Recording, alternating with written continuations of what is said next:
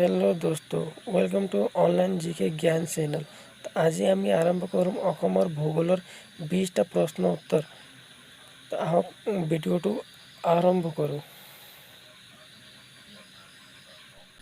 প্ৰথম প্ৰশ্নটো হ'ল সম্পদ হিচাপে গণনা কৰিবলৈ হ'লে কোনটো বিশিষ্ট উৎপাদনত নিহিত থকা প্ৰয়োজন হয়? এনচাৰ হ'ল ঘ, ক, খ আৰু গ তিনিটাও শুদ্ধ হ'ব। নেক্সট কুৱেশ্যন হ'ল অসমৰ কোন স্থানত প্ৰথমে কয়লা আৱিষ্কাৰ প্ৰাপ্ত কৰা হৈছিল? এই কুৱেশ্যনটো এনচাৰ হ'ব মাকুম। মাকুমত প্ৰথম পোৱা গৈছিল কয়লা। নেক্সট প্ৰশ্ন হ'ল যে অসমত খাৰুৱা তেলৰ সন্ধান কেতিয়া পোৱা গৈছিলে? এনচাৰটো হ'ল তাৰ অপশ্যন নম্বৰ ক, 1822 চনত। ভাৰতবৰ্ষত মুঠ খাৰুৱা তেলৰ কিমান শতাংশ অসমত উৎপাদন কৰা হয়? এই প্ৰশ্নটোৰ উত্তৰ হ'ল 19%। নেক্সট প্ৰশ্ন হ'ল তলৰ কোনটো শোধনাগাৰলৈ অসমত উৎপাদিত খাৰুৱা তেল পঠিওৱা হোৱা নাই? তাৰ উত্তৰ হ'ল অপশ্যন গ, মাথুৰা। প্ৰাকৃতিক গেছত মিথেনৰ পৰিমাণ কিমান থাকে? এই কুৱেশ্যনটোৰ উত্তৰ হ'ব অপশ্যন ঘ, 80-90%।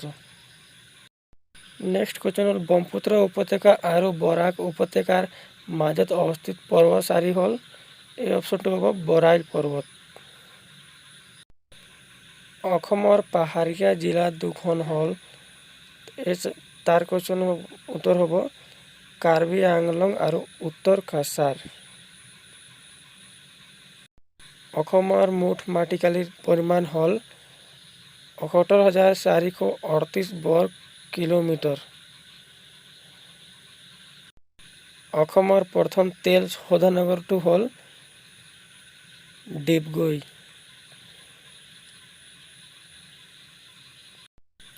অসমৰ কোনখন জিলাৰ জনসংখ্যাৰ ঘনত্ব আটাইতকৈ বেছি আছিল 2001 চনত? এনচাৰ হ'ল নগাঁও জিলাৰ। পৃথিৱীৰ বৃহত্তম নদী দ্বীপটো হ'ল? তাৰ উত্তৰ হ'ব মাজুলী। অসমত মুঠ মাটিকালিৰ কিমান পৰিমাণত কৃষিকাৰ্য কৰা হয়?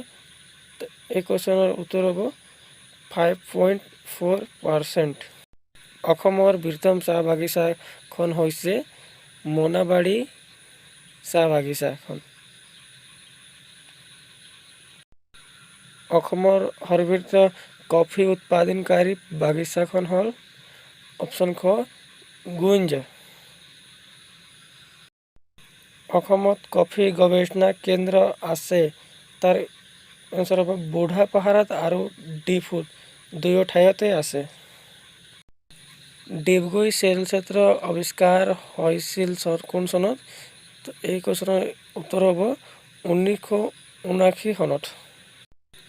তেল ক্ষেত্ৰত ভাৰতৰ ভিতৰত দ্বিতীয় বৃহত্তম তেলক্ষেত্ৰখন হ'ল নাহৰকটীয়া।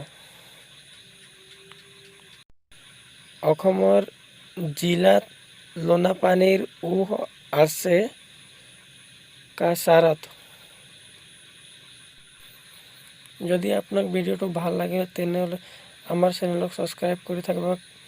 নেক্সট ভিডিঅ'টো সোনকালে আহিব।